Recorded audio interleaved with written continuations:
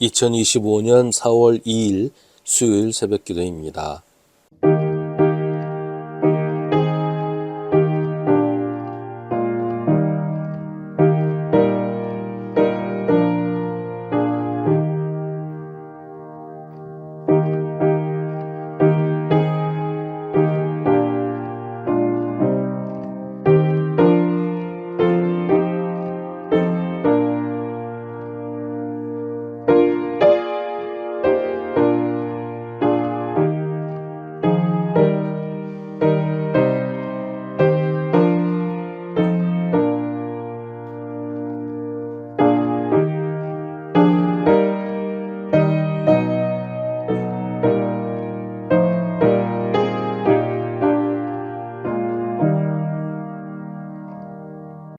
누가복음 9장 12절부터 17절입니다. 그런데 날이 저물기 시작하니 12제자가 다가와서 예수께 말씀드렸다.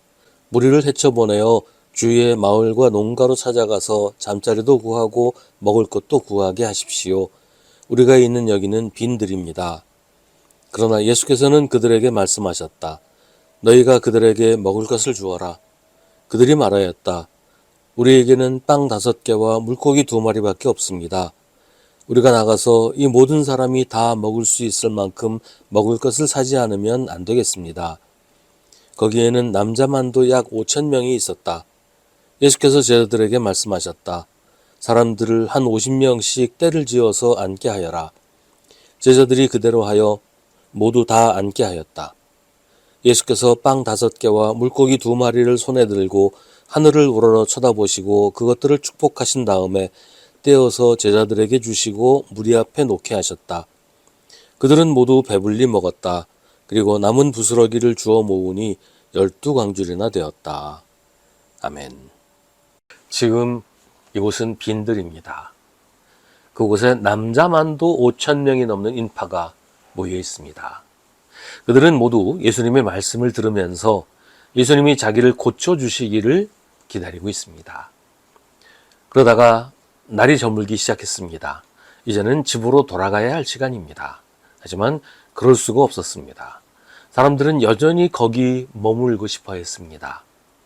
아직 병을 고치지 못한 사람들도 있었고 여전히 예수님의 말씀을 듣고 싶어 하는 사람들도 있었습니다. 게다가 거기는 빈들이었습니다.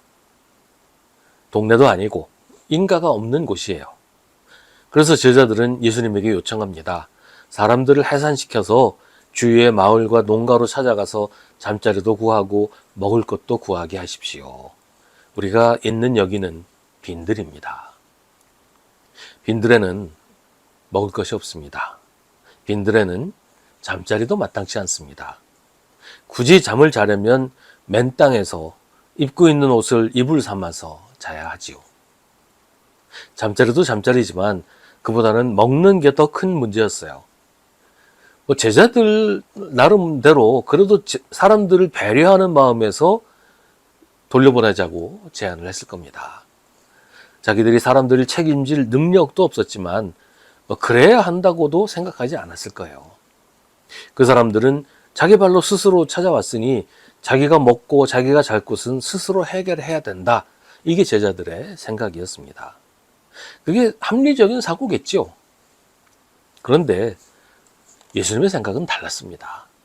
예수님은 이 사람들을 우리가 돌봐야 한다고 생각하셨어요. 예수님은 세상의 합리적인 사고로 판단하지 않고 하나님 나라의 방식으로 생각하셨습니다. 하나님 나라는 찾아오는 사람들을 돌려보내는 나라가 아니에요. 찾아온 사람들을 끝까지 책임지는 나라가 하나님 나라입니다. 예수님은 제자들에게 모여있는 무리에게 너희가 먹을 것을 주라고 하십니다. 제자들이 말합니다.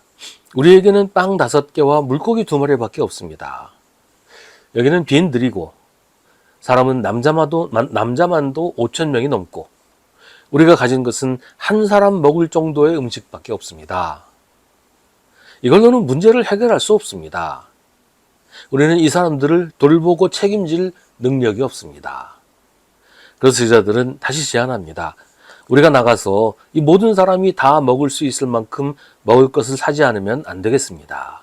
이 말은 우리가 가서 사오겠습니다가 아니에요. 사오지 않으면 방법이 없는데 사올 수도 없습니다 라는 거예요. 여전히 제자들은 자기들은 책임질 수 없다, 책임질 능력도 없다고 합니다. 하지만 예수님은 그렇지 않았습니다. 예수님에게는 능력도 있고 방법도 있었습니다. 그것은 하나님을 의지하는 것입니다. 예수님은 먼저 사람들을 식사 대용으로 앉게 하십니다. 먹을 것이 없는데도 먹을 준비를 하라고 하십니다. 사람들이 다 앉고 나서 예수님은 빵 5개와 물고기 2마리를 손에 들고 하늘을 우러러 쳐다보시고 그것들을 축복하신 다음에 떼어서 제자들에게 주시고 제자들은 그것을 무리 앞에 놓았습니다. 어떻게 그렇게 되었는지는 알 수 없습니다. 빵을 떼니까 뗀 만큼 다시 생겼는지 혹은 어떤 다른 방법으로 빵이 늘어났는지 구체적인 방법은 알 수가 없어요. 분명한 것은 거기 있는 모든 사람이 배불리 먹었다는 것입니다. 그뿐만 아니라 남은 부스러기가 12광줄이나 되었습니다. 먹고 남은 부스러기가 처음에 있었던 음식보다 훨씬 더 많았다는 거예요. 우리가 세상에서 살면서 마냥 하늘만 보고 살 수는 없습니다. 하지만 사방이 다 막혀 있을 때, 어디로든 나갈 출구가 보이지 않을 때, 도무지 문제를 해결할 방법이 없을 때 우리는 하늘을 보아야 합니다. 우리나라 최초의 여성 비행사로 기억하는데요. 그분이 방송에서 이야기하는 것을 들은 적이 있습니다. 한 번은 비행을 하는데 사방이 구름으로 뒤덮여서 그야말로 한 치 앞도 보이지 않았다고 합니다. 관제탑에 도움을 요청했지만 당장 앞이 보이지 않으니 뭘 어떻게 할 방법이 없었다고 해요. 그때는 지금처럼 계기 비행을 할 만큼 그렇게 발전한 시대가 아니었기 때문에 사람이 조종을 해야 되는데 마음대로 고도를 낮췄다가는 산에 충돌할 수도 있고 그냥 그대로 가면 연료가 떨어져서 추락을 할 수밖에 없고 이러지도 못하고 저러지도 못하는 상황에서 비행사는 마지막으로 하늘을 향해 치솟았다고 합니다. 얼마나 올라갔을까? 갑자기 구름이 사라지고 구름 위에 찬란하게 빛나는 태양과 함께 시야가 탁 트였고 거기서 자기를 도우러 온 다른 비행기를 만날 수 있었습니다. 그 비행기의 안내로 무사히 착륙할 수 있었다고 합니다. 우리 힘으로 어찌할 수 없는 상황을 만났을 때, 누군가의 도움이 간절히 필요할 때 예수님처럼 하늘을 보십시오.